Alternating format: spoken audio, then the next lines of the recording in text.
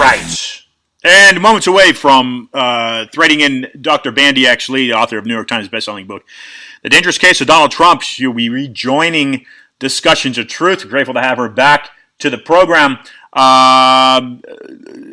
Look, we just ended with J.P. Linstroth, and the head of the African American Studies for the West Palm Beach School District, Brian Knowles, who, of course, represents the African American community, and JP, a concerned academic and author and also professor, and me. We've got issues that need addressing in this country. It's unfortunately despicable, really, that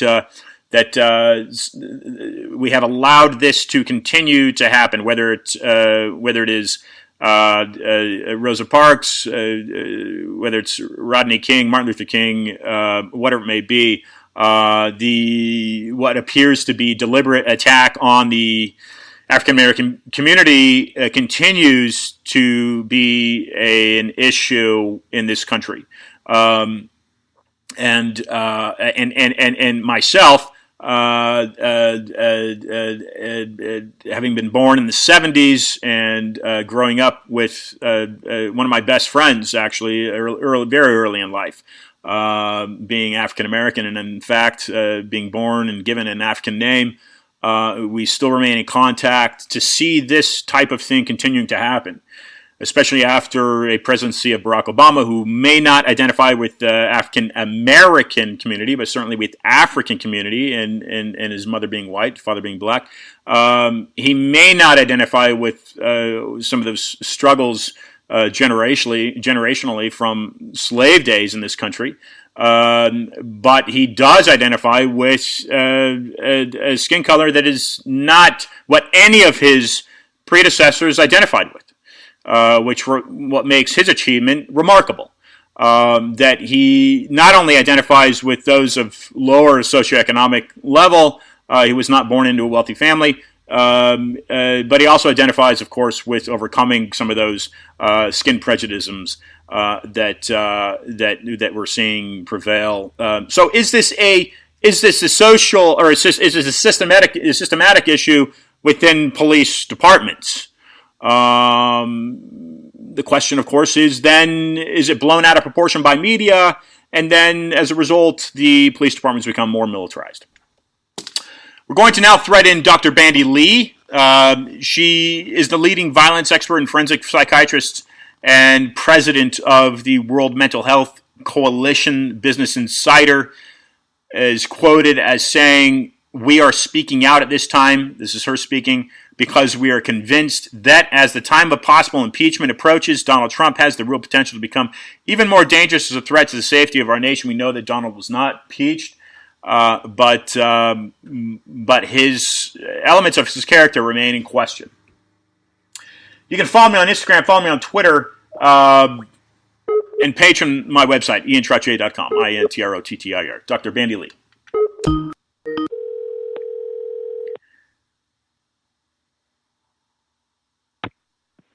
Hello?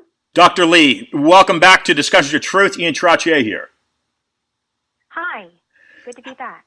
Well, thank you very much for taking your time again. Things have changed quite a bit since the last time you had joined the program.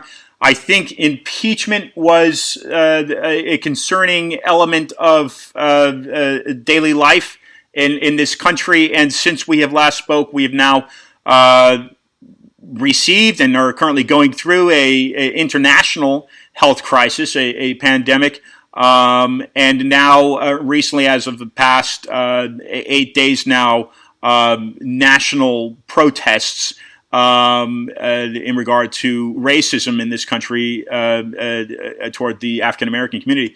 And so, of course, being the author of The Dangerous Case of Donald Trump, Dr. Lee brings to program an expertise of the mental stability or the mental capacity that our current commander-in-chief may have. Dr. Lee, again, thank you for joining the program. How are you faring through spring of 2020, shall I say? I myself can't really complain. I'm among the more privileged who are protected. In fact, it's interesting to me that in prison work, that it's the psychiatrists who are the primary ones who are protected into doing telemedicine, whereas those who are on site are needing to be further exposed to clients, to prisoners, to other people, because they also have to do my own legwork. And so I sense the disparity there. And while I myself am doing all right, I worry about the workers, of course. Yes, of course. Prisoners. Right. And you took the time out of your career to help at least somewhat educate the American people about your concerns regarding the current commander-in-chief, and we can kind of get into that and what caused you to take your time out to dedicate towards writing that book. But let's take a moment and address what are your current thoughts regarding how this president, who of course you have expressed concern about, what are your thoughts in regards to how he is leading the nation in regards to this seemingly racial crisis? What are your thoughts in that regard, Dr. Lee? Well, I took time out from my routine work, not so much because I was doing something different. My career has been dedicated to preventing violence in society, and that was exactly what I was called to do when I was inundated with phone calls and emails and other messages the day after the election of this president. Uh-huh. Well, my concerns have not changed. In fact, many describe the current crisis of COVID-19 and now newly the racial protests as being new, but in my view, all along he has been worsening crises around the world, mm-hmm. and generating new crises, and that is the reason why we felt it was such an emergency from the moment of his inauguration, and even before that. But I personally was called to step up the day after his election, and my colleagues started by writing letters to President Barack Obama at the time about the president-elect, and I held the conference, as you know, 3 years ago, which led to the book, The Dangerous Case of Donald Trump, which was an instant bestseller, and the public has been in great demand of our viewpoint as mental health experts. Unfortunately, the psychiatric establishment silenced us in the meantime, and possibly by pressures from the White House. And we are in a situation where we are because we did not address these problems before all the crises broke out. Right. And so how is his handling? It's exactly as we predicted it would be, as dangerous as we said it would be, and it's unfolding before us as if following our exact timetable. I want to go back to some of these media outlets that you had addressed in regards to having a lineup of appearances to be making, and then those were canceled, and that was something you had brought up the last time you had joined the program. But mm-hmm. getting into, and I want to go to that in a second, but getting into the conduct of this man.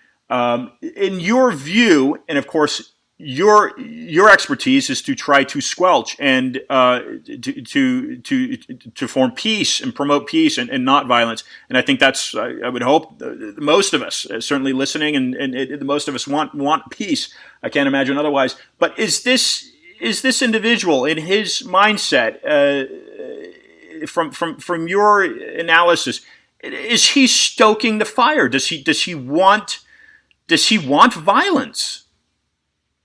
Yes, he does. In fact, that is what I had been warning primarily against. That he was attracted to violence. That he not only was verbally abusive and boasted about sexual assaults, he incited violence at his rallies. He expressed attraction to violence and powerful weapons. He has taunted allied and enemy nations alike, including nuclear powers, and he has stoked violence all the way. Now, in my violence studies, in my own academic work, I have emphasized how the spread of social and cultural norms of violence can spread violence at much greater rates than committing direct violence. And we have exactly that in a presidency. He has been using his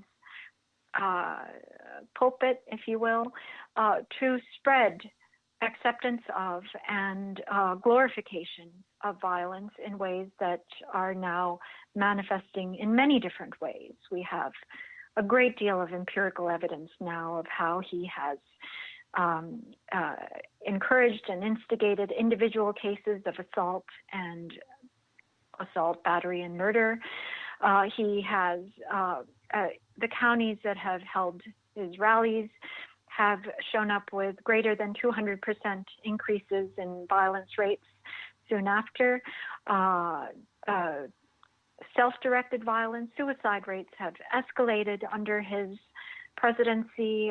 White supremacist terrorist groups have multiplied their killings over the course of his presidency. And now we are seeing how he increases racial violence, police brutality, attacks on the press, right. And just general violence, unnecessary violence on the part of the government itself against the citizens.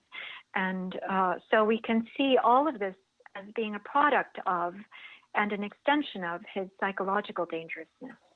Yeah, whether it's CNN reporter Omar Jimenez being arrested, or even this Australian Amelia Brace, Christopher Matthias. There's been various cases of reporters being attacked by these police departments and National Guard members.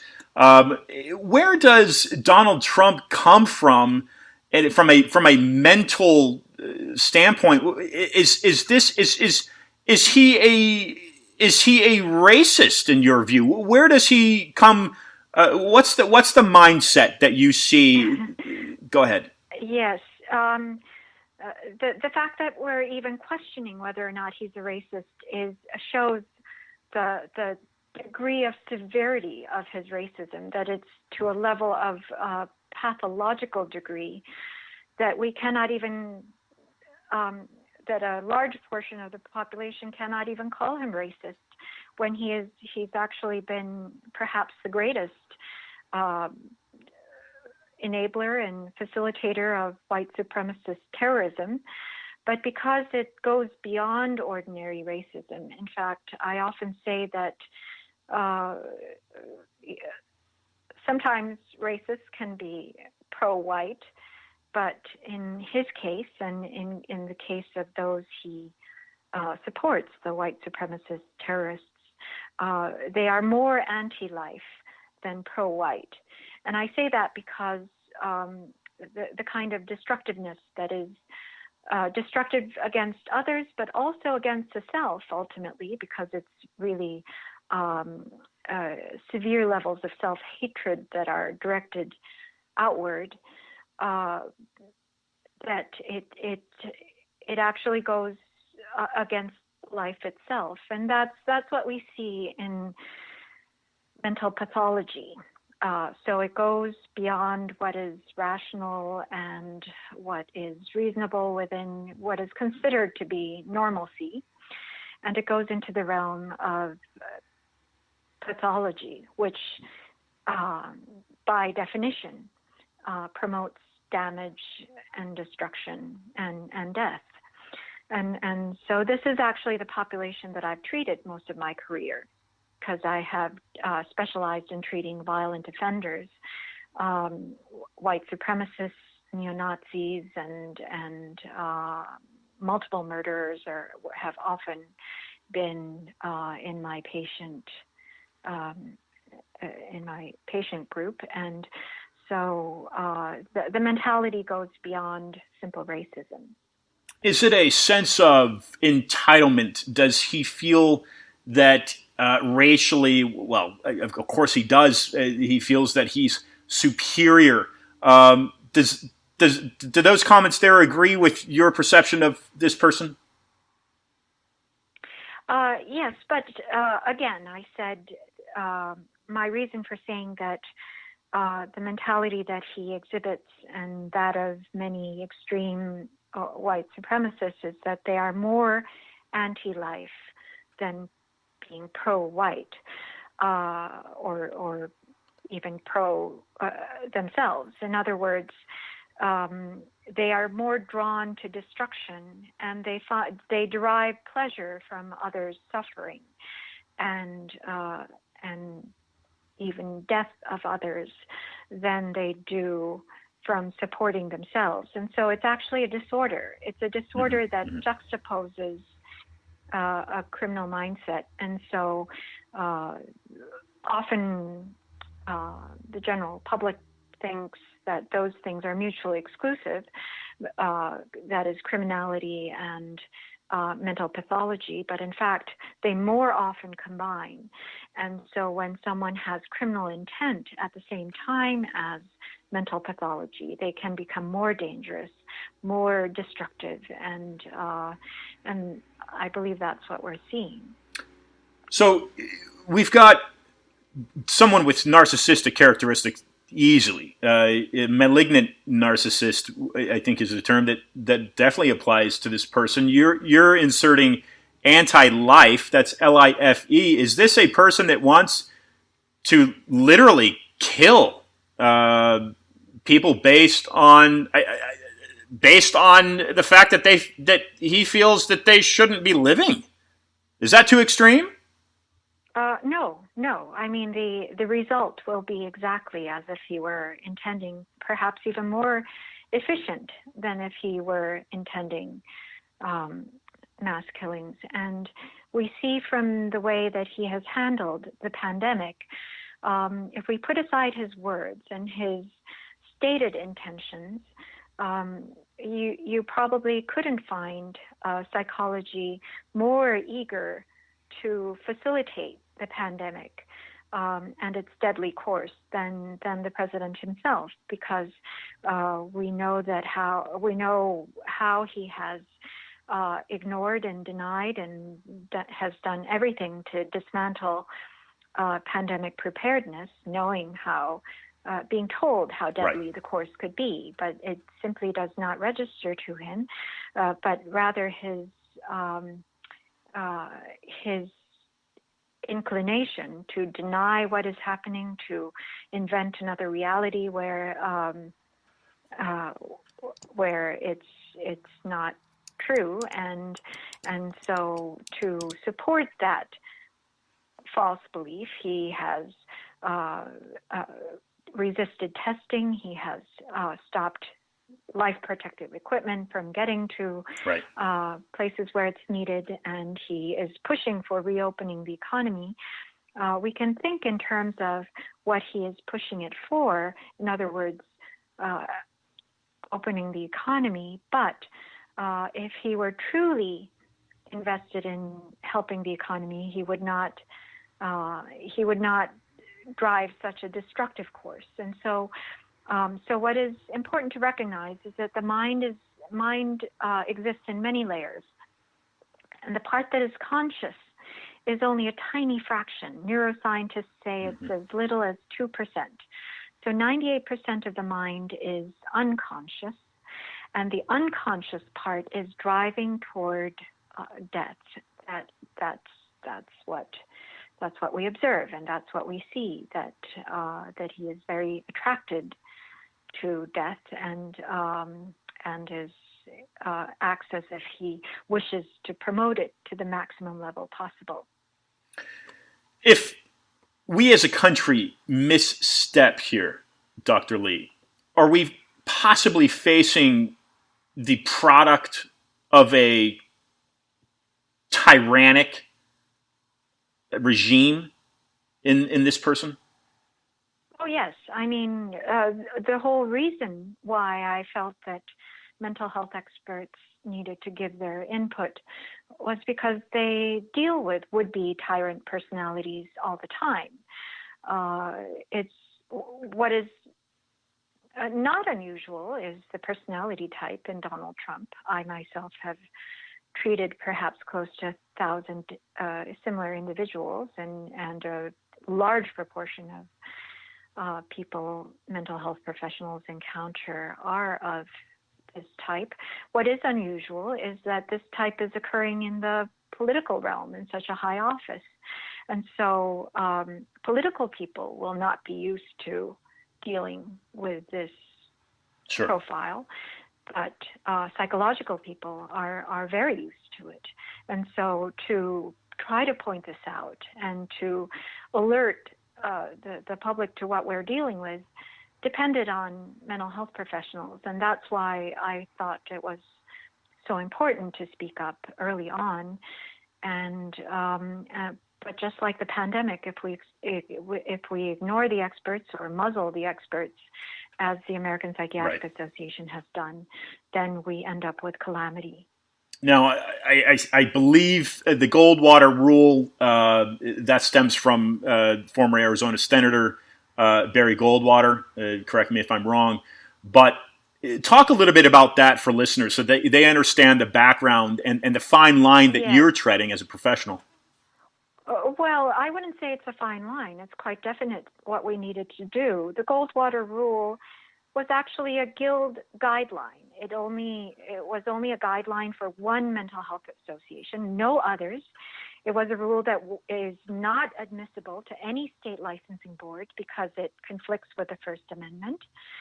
But it was reasonable the way it was conceived. You know, you'd be cautious when speaking about public figures.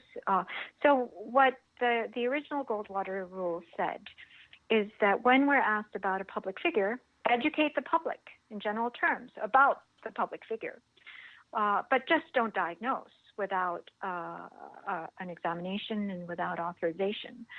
That's really, a diagnosis is irrelevant. We're not talking about a patient here. We're not treating the president. There's plenty we can talk about. Dangerousness is not a diagnosis.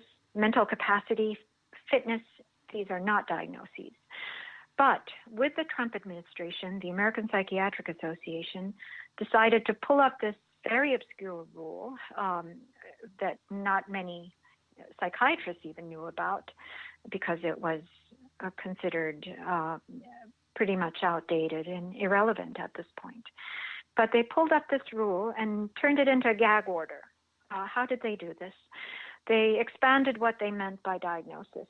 Now, for the public, mental health professionals seem to diagnose all the time. They may be seen to diagnose mental illness all the time, but that's only a fraction of what we do. In fact, I only diagnose maybe 1% of the time of the patients I see, but 100% of the time we assess dangerousness. Every single time we encounter a patient or a non-patient, we assess dangerousness.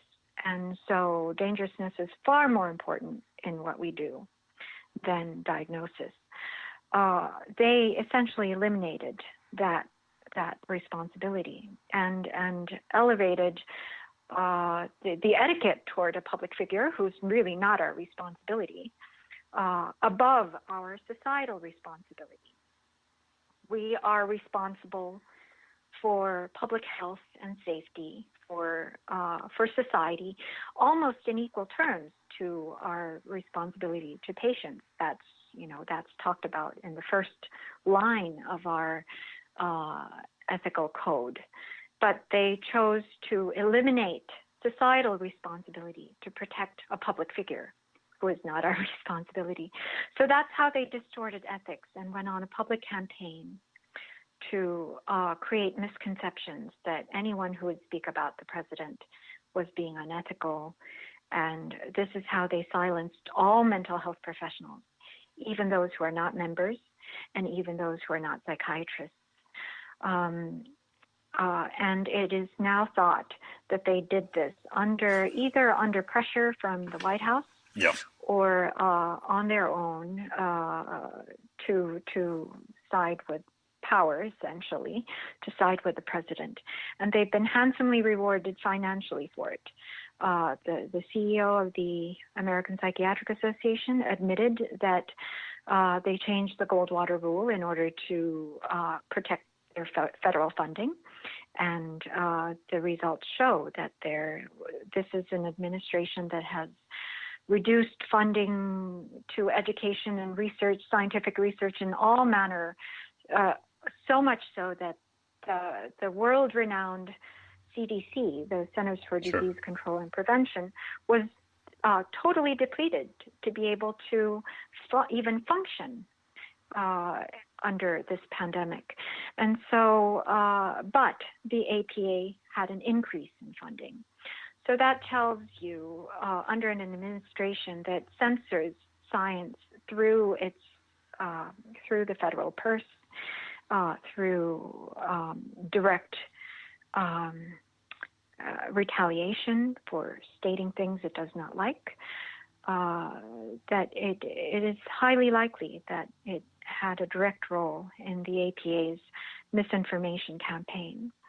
The APA, by the way, I thought was an independent organization. I learned through this experience that it is directly federally funded, confirmed by one of the officers of the APA who checked the records.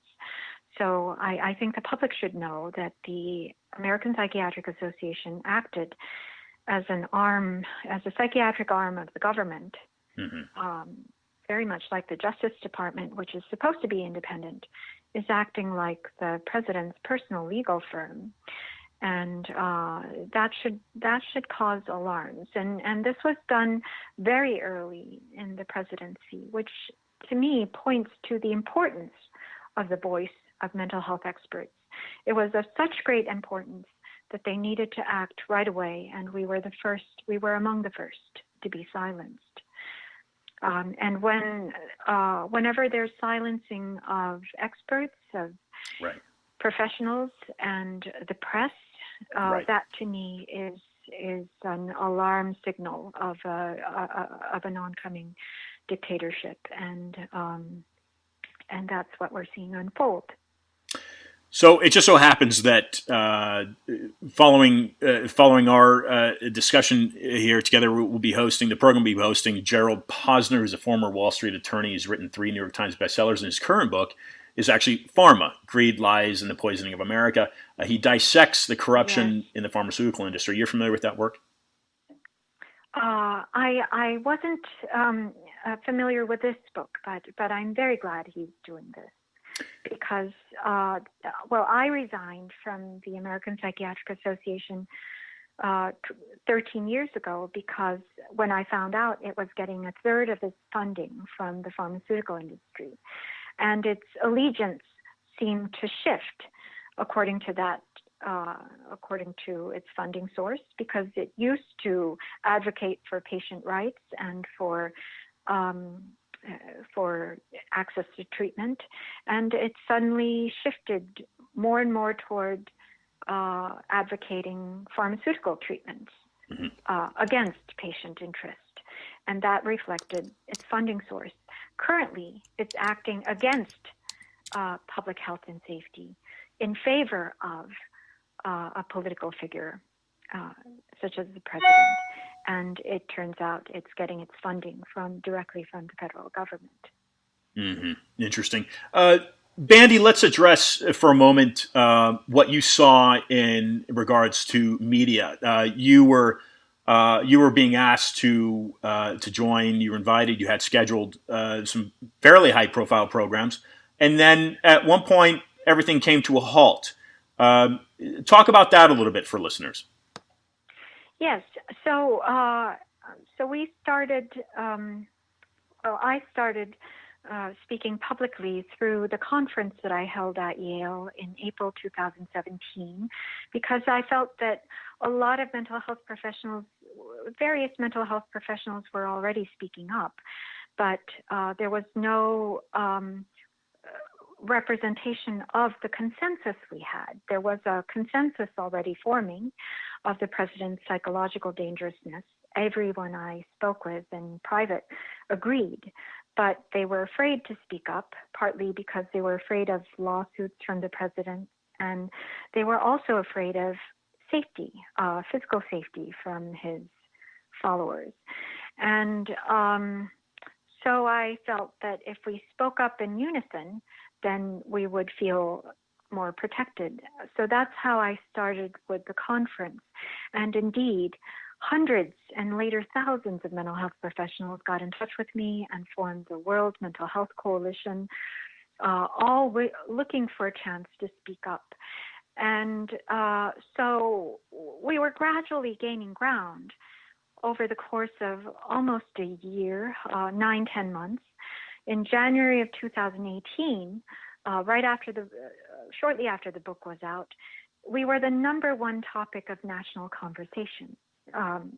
In other words, the president's mental health, and all the major cable and network news programs were inviting us, and there is no major program that did not invite us.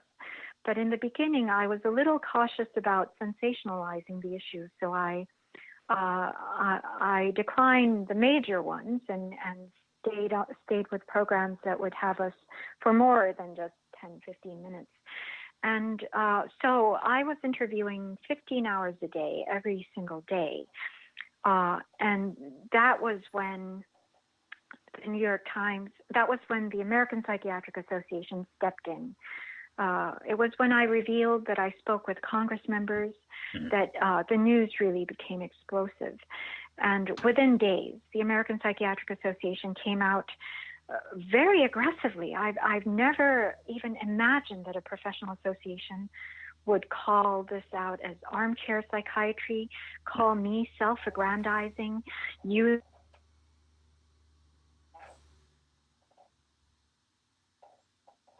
Bandy, are you there? Okay, may have lost connection with Dr. Lee here. Okay, we've got a connection disturbance with Dr. Lee. I'm going to give it a few moments here to see if it reconnects. Not sure if it's my end or her end. I will be recontacting Dr. Lee. Let's see if we can bring Dr. Lee back on to the program. Reconnecting with Dr. Lee.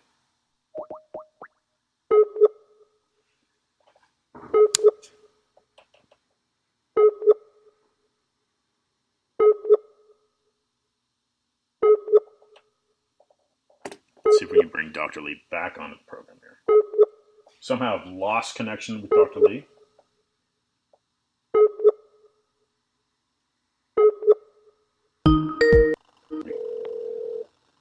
Hello? Bandy, we lost you somehow. Can you hear Dr. Lee? Can you hear me? Okay, we've got. Hello? Yes, Bandy. We've got a poor connection here for some reason. Can you hear me? Yes, I can hear you. Okay, great. Thank you. Please continue with what you were saying. So I don't know where we left off, but by January of 2018, we were the number one topic of national conversation. And we received invitations from all the major network and cable programs to appear. We were trying to gradually build up the discussion and keep it nuanced, which is why we didn't appear on 5-10 minute segments that I thought would sensationalize the issue. But then the American Psychiatric Association stepped in ways that I never imagined a professional association would. They called this armchair psychiatry. They said I was self-aggrandizing and using psychiatry as a political tool, which by which they were breaking their own Goldwater rule, the new version that did not allow not only diagnosis, but any comment, unless you've done a personal examination and gotten authorization. Well, they never personally examined me, and yet they claim to know my innermost intentions. So this was the campaign that they started, which was so misleading and so misrepresentative. I had difficulty believing that it was happening, but it was effective. Within 2 or 3 weeks, all the inquiries dried up.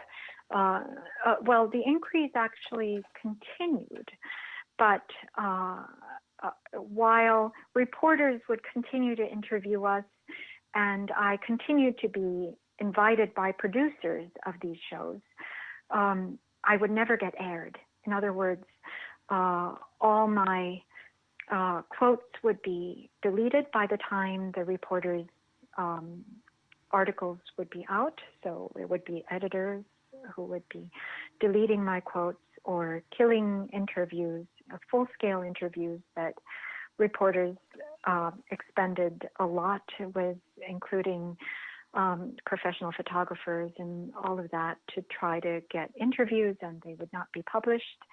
And we ourselves submitted more than 100 op-eds together to the New York Times, Washington Post, other major outlets, and none of them would get printed. The only op-eds that would get printed by psychiatrists were one that the public always complains about, the one where a past APA president says the president is just a jerk and so nothing to worry about, or psychiatrists saying that psychiatrists have nothing to offer the public and so they shouldn't be speaking up anyway. Whereas internally, that opinion is so unusual that we can't find anyone else with that opinion among psychiatrists. So as far as we're concerned, we have a consensus about the president's dangerousness, but the consensus is never getting printed. And the public is constantly writing to us, where are the psychiatrists, where are the psychologists? We are chomping at the bit to speak, but the media simply would not have us. No matter how much they print and air people who talk about the president's mental health, you will not see one major outlet having a mental health expert on. And I think that is quite deliberate, because as long as you have non-experts speaking on this issue alone, it will just be dismissed as an insult, as another opinion, as half the population being against the president, but not the consensus you find among actual psychological experts. So we're looking at the American Psychiatric Association being funded directly by a federal agency. So we can then, of course, understand why the presumption might be that perhaps this came down from the White House. It seems to be difficult to identify the source for this, but you were, as you say, you were gagged, you were silenced, and doing so, of course, is completely jeopardizing the unification of understanding behind the mental capacity of this individual. There's various ways we can take this, but let's, for instance, I'd like to ask you your personal feeling, Dr. Lee. Was this individual legitimately elected, in your view? I mean, that's a difficult question because we've got. I mean, that's the Mueller a more report. technical question, I think, that that's beyond my purview. Yeah. But in terms of psychologically, was the population well informed? Right. I don't believe it was, because there is legitimate support of a candidate, and there is psychologically manipulated support. And the psychological manipulation part is significant, because unlike what the general population would tend to believe, that someone who is popular and a great strategist would have more votes, that's not necessarily true. In fact, a characteristic of mental pathology is that it spreads relentlessly and is far more efficient at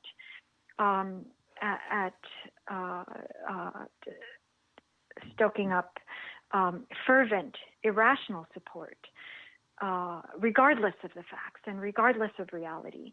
And that's a characteristic of mental disorder. So if you were to pit mental pathology against mental health and rational strategy, there's no way rationality could win, because of the power of mental pathology. And so I believe it's incumbent on specialists who are used to seeing this, because mental pathology has a repetitive pattern. It has a very distinct, recognizable, stereotypical pattern that most people will not recognize, because most people are used to dealing with normalcy and the wide range of human variation that is possible in normalcy. And so it's very easy to be mistaken for just another variation, but it's not.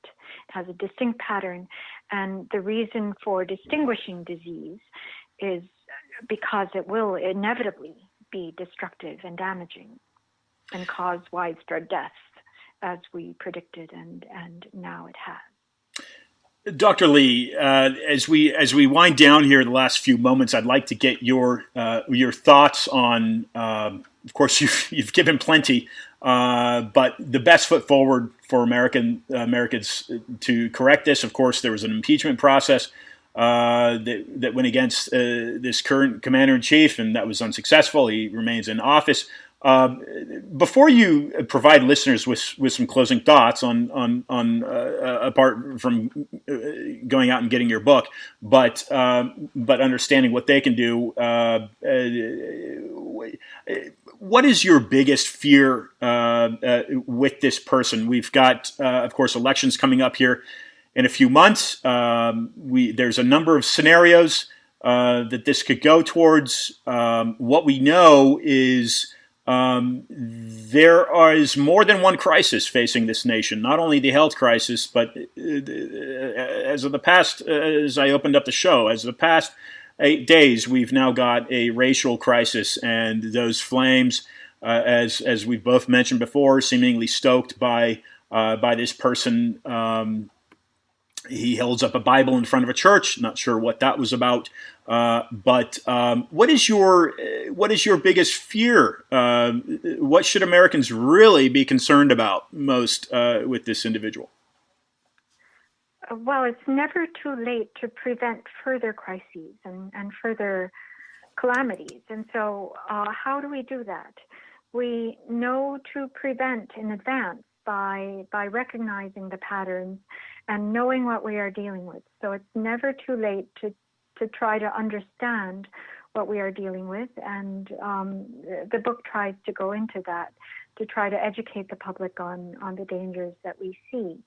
But we've also seen how he may not start culture wars or even pandemics, but his psychological structure occupies them and turns them deadly. And so we cannot underestimate the dangers that are ahead of us.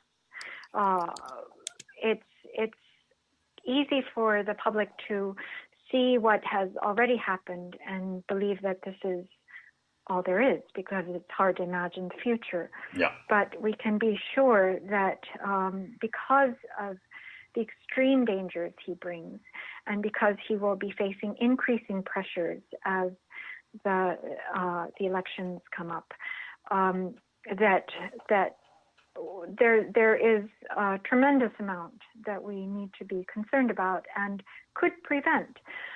So that is why we issued, it's now already 2 months ago that we issued it, but it's still relevant, our prescription for survival. If people go to prescriptionforsurvival.org, they will see all the different means that we propose for removing the dangers. We don't care how it is done, but we are concerned that that it is done as health professionals.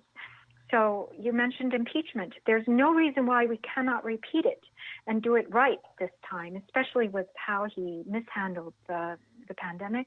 The 25th Amendment is also still a possibility.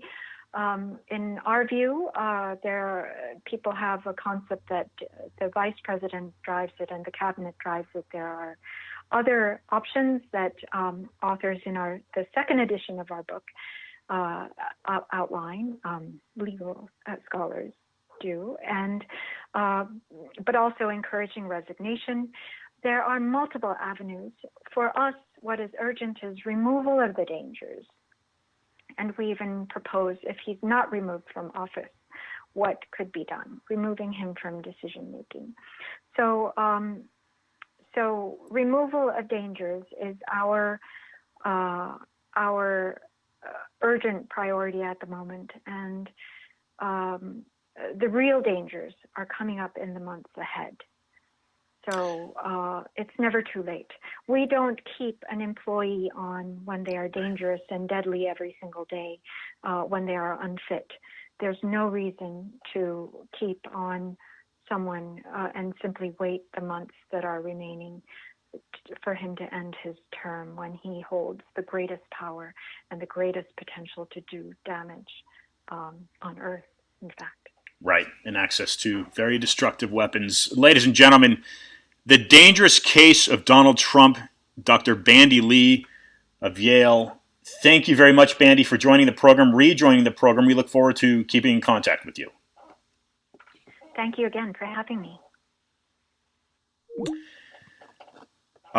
If you're not familiar with her work, please do look into it.